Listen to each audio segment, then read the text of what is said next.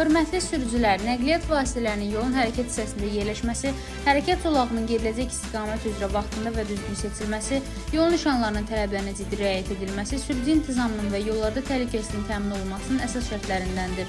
Baş Dövlət Yol Polisi İdarəsindən Bölgə TV-yə verilən məlumata görə, təəssüf ki, bəzi hallarda sürücülər tələsik və ya məsuliyyətsiz davranışla zolaqları tez-tez dəyişir, nişanlanmanı və digər iştirakçıları nəzərə almadan hərəkət edir. Bu cür halların nəticəsində yollarda qarışıqlıq, süni sıxlıq və qəza riski yaranır.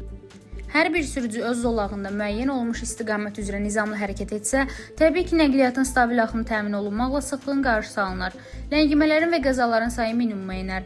Unutmayaq ki, yollarda hərəkət zolaqlarını dəyişmək yalnız qaydalarla müəyyən edilmiş hallarda və müvafiq dönmə siqnalı verməklə mümkündür. Hər bir sürücü yollarda intizamlı və məsuliyyətli davranarsa, yollarımız daha rahat və təhlükəsiz olar. Rəna Rövşən qızı, BTV.